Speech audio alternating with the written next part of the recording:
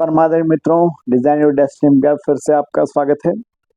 अभी लगातार जो मैंने स्पिरिचुअल लाइफ और मटेरियल लाइफ को लेकर के बहुत सारी कुछ मैंने टॉपिक्स जो थे जिसके ऊपर मैंने आपको कुछ बताया, तो कुछ मित्रों का फोन आया कि पहले आप स्पिरिचुअल बात करते थे, हार्ड वर्क की बात करते थे, बहुत सारी चीज। अभी एकदम जस्ट अपोजिट उसके आपका जा रहा है और फिर आप बीच में एस्ट्रोलॉजी की भी बात करते हो। ये बड़ा उनको कंफ्यूजन हो रहा था, उनका कहना था कि हमें समझ नहीं आ रहा कि एग्जैक्टली हमें क्या करना चाहिए। तो दोस्तों मैं आज आपको क्लियर करता हूँ।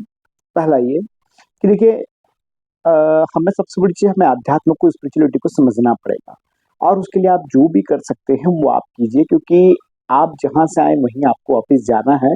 और इस पूरी ज़िंदगी में जो हम अपना समय बिताते हैं, ये उसकी यात्रा का एक सफ़र हम उसको कह सकते हैं, जो अपने आप में एक लक्ष्य है, जिसे पूरा करके ईश्वर से ईश्वर में जाना। मैंने पहले एक विषय में बताया था, जिन्होंने सवाल किया उनसे मैं आग्रह करता हूँ कि मेरे सारे वीडियो सुनेंगे तो आपको समझ में आएगा एग्जैक्टली मैं कहना क्या चाह रहा हूँ।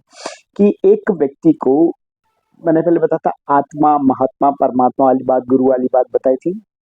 और एक व्यक्ति को जब ईश्वर से उसकी आत्मा निकलती है तो उसको वापस ईश्वर तक जाने में 10,76,000 वर्ष के जन्मों की यात्रा करनी पड़ती है। इसके अलग अलग पड़ाव होते हैं, सारी चीज स्पिरिचुअलिटी के अंदर है। एक आत्मा की यात्रा कैसी होती है आप समझ सकते हो, पढ़ सकते हो। एक तो बात ये है।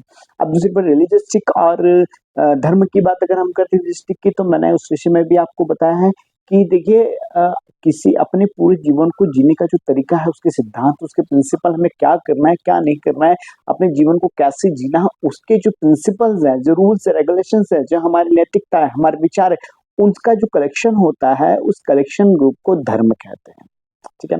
अब बात एस्ट्रोलॉजी की, एस्ट्रोलॉजी पे भी मैंने बात किया था और मैंने बात ये किया था कि जो व्यक्ति समय को जान लेता है, भाई विद्वान बहुत है, आप सब लोग बहुत विद्वान हैं, लेकिन जो व्यक्ति समय को जान लेता है कि समय पे क्या होगा, उसको असली विद्वान माना जाता है। तो एस्ट्रोलॉजी एक साइंटिफिक तरीका है, वैज्ञानिक तरीका हम उसको मान सकते हैं, ये जानने का कि जीवन में हम क्या करने चाहिए, हमें क्या करना चाहिए और कहाँ आने वाले हैं। क्योंकि भाग्य की जब बात आती है तो हम प्रारब्ध से उठ करके ही हमारा भाग्य बनता है। और ऊपर वाले ने, मैंने पहले बताया था, ऊपर वाले ने आपकी थाली लगा के भेजी जिसमें सब्जी, रोटी, दाल, चावल, अचार, पापड़ सब दिया हुआ है। आपको पूरी खाना, हलवा खाना, तो उसके लिए क्या करना पड़ेगा? That's it.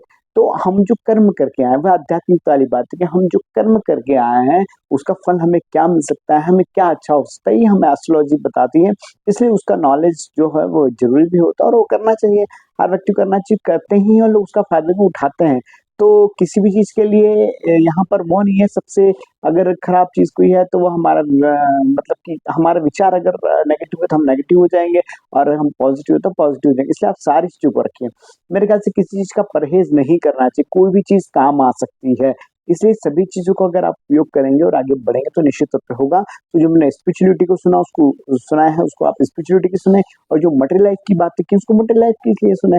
सीधी सी बात है। और अगर आपको लगता है कि एस्ट्रोलॉजी तो आप कहीं भी जाके कर सकते हैं, नहीं भी करेंगे तो कर्म सबसे बड़ा है। मैंने पिछले इसमें कर्मयोग के बारे में बात की थी, कर्मण्यवाधिकारस्ते के बारे में बात की थी। आप कर्मयोग पे ध्यान दीजिए तो ज्यादा अच्छा रहेगा। और भी कोई कंफ्यूजन है तो आप मुझसे पूछ सकते हैं, मैं आपकी सेवा में हाजिर हूँ। आज के लिए इतना ही। कल फिर मटेरियल लाइफ का कोई हम चैप्टर टॉपिक लेकर के आएंगे, उस पर बात करेंगे। धन्यवाद। जय हिंद, जय भारत।